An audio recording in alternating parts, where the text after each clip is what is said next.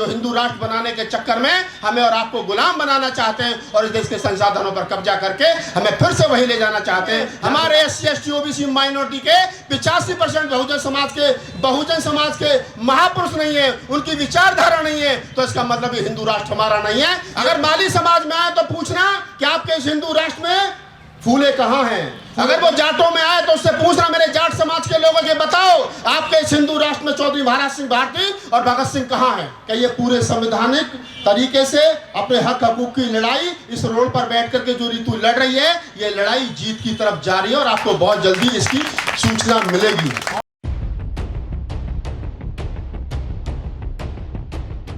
बहुत बहुत साधुवाद तमाम पूर्व के वक्ताओं का और उनकी बात का समर्थन करते हुए मैं अपनी बात को आगे रखूं।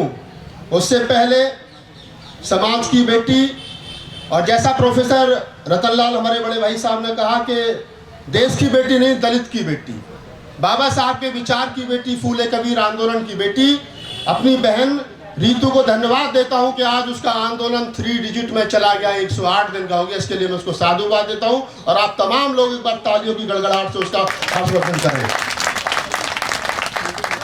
बहुत सारी बातें मन से कही गई, मैं समझता हूं कि कुछ ज्यादा कहने और सुनने के लिए नहीं बचा है, लेकिन मैं इतना कह सकता हूं आप तमाम लोगों के साथ में कि यह आंदोलन पिछले 108 दिन से चल रहा है और इस आंदोलन की खूबसूरती यह है कि ये पूरे संवैधानिक तरीके से अपने हक हकूक की लड़ाई इस रोड पर बैठ करके जो ऋतु लड़ रही है, ये लड़ाई जीत की तरफ जा रही है और आपको बहुत जल्दी इसकी सूचना मिलेगी।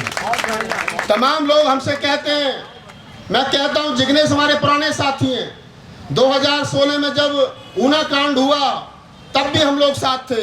जब दिल्ली में ऊना कांड के लिए जंतर मंतर पर धरना हुआ तब मैं और जिग्नेश साथ थे। जब एजेंडा 2018 आज तक पर था, मैं ये बात इसलिए कह रहा हूं कि बात थोड़ी सी चली जाए, तो जिग्नेश, मैं, हनुमान बेनीवाल, कन्हैया और चंद्रशेखर एक पैनल में थे, तो हमारे एक साथी ने एजेंडा आज तक पर उसका विरोध किया, बोले मुझे अलग से टाइम चाहिए। तो जिग्नेश ने जब मुझसे कहा था, बोले राहुल भाई ये क्या बात है, लेकिन मुझे खुशी है ये बताते हुए कि जिस आदमी ने उस समय उसका विरोध किया था उस पैनल का, वो आदमी सहारनपुर में बैठ करके इस आंदोलन में कमियां निकाल रहा है और जिग्नेश गुजरात से चल करके आए। मैं अपने भाई का धन्यवाद करता हूँ। मैं एक बात यहाँ पर कह देना चाहता हूँ, अभी प्रोफेसर रतनलाल साहब ने हिंदू धर्म को लेकर के और उनकी तमाम बुराइयों और अच्छाइयों को लेकर के यहाँ पर बात की, बाबा साहब डॉक्टर अम्बेडकर के आंदोलन को लेकर के बात की। मैं ज़्यादा समय नहीं, बस 2-3 मिनट में उसी पर अपनी बात को, प्रोफेसर साहब की बात को आगे बढ़ाते हुए अपनी बात कहता हूँ। जब भी कोई आदमी, जब भी कोई व्यक्ति RSS से संबंधित आपके यहाँ आए और वो कहे कि हिंदू धर्म खतरे में है, जब भी वो कहे आपसे कि चलिए संघ की शाखा में और आप तो इस देश के मालिक हैं, हम आपको मुख्यमंत्री प्रधानमंत्री जैसा प्रोफेसर साहब ने बताया बनाना चाहते हैं, तो उनसे एक सवाल करना। अगर वो जाटों में आए तो उससे पूछना मेरे जाट समाज के लोगों के बताओ आपके इस हिंदू राष्ट्र में चौधरी महाराज सिंह भारती और भगत सिंह कहाँ हैं। आपके इस हिंदू राष्ट्र में सर छोटू राम कहाँ हैं। अगर माली समाज में आए तो पूछना कि आपके इस हिंदू राष्ट्र में फूले कहाँ हैं, फूले दंपत्ति कहाँ हैं। अगर वो चमार समाज में, जाटव समाज में आए, महार समाज में आए, तो उनसे पूछना कि इसमें अम्बेडकर और रैदास कहाँ हैं। अगर वो अन्य किसी समाज में आए, अगर वो माली समाज में आए, अगर वो पाल समाज में आए, तो उनसे पूछना कि इसमें पेरियार रामास्वामी नायकर कहाँ हैं। और अगर वो यादव समाज में आए तो यादव समाज के लोगों पूछना कि इसमें पेरियार लाली सिंह यादव कहाँ हैं। जब इसमें आपके हिंदू राष्ट्र में हमारे SC ST OBC माइनॉरिटी के 85% बहुजन समाज के महापुरुष नहीं है, उनकी विचारधारा नहीं है, तो इसका मतलब ये हिंदू राष्ट्र हमारा नहीं है। ये 85% बहुजन समाज का हिंदू राष्ट्र नहीं है, ये चंट चतुर और चालाक लोगों का हिंदू राष्ट्र है, जो हिंदू राष्ट्र बनाने के चक्कर में हमें और आपको गुलाम बनाना चाहते हैं और इस देश के संसाधनों पर कब्जा करके हमें फिर से वही ले जाना चाहते हैं जहां से बाबा साहब डॉक्टर अम्बेडकर का आंदोलन हमें यहां तक लेकर के आया है।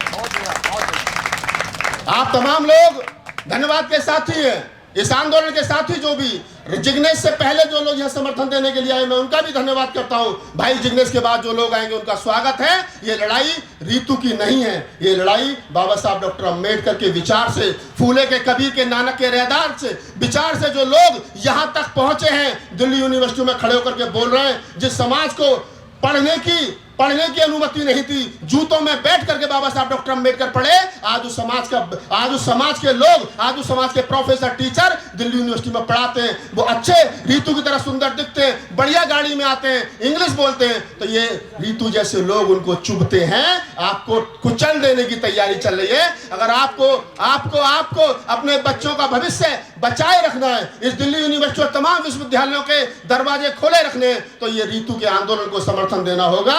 क्योंकि रीतू का आंदोलन अपना आंदोलन नहीं है। अगर रीतू को नौकरी चाहिए थी तो उसको पहले महीने मिल रही थी, लेकिन रीतू ने कहा कि नौकरी नहीं, न्याय चाहिए। मैं रीतू को धन्यवाद देता हूं, तमाम लोगों को धन्यवाद देता हूं। जिग्नेश मेवानी हमारे बीच हैं, हमारे भाई हैं, मित्र, आंदोलन के साथी हैं, हम भी उनको सुनेंगे, आप तमाम लोग उनको सुनिए। पुनः धन्यवाद, शुक्रिया।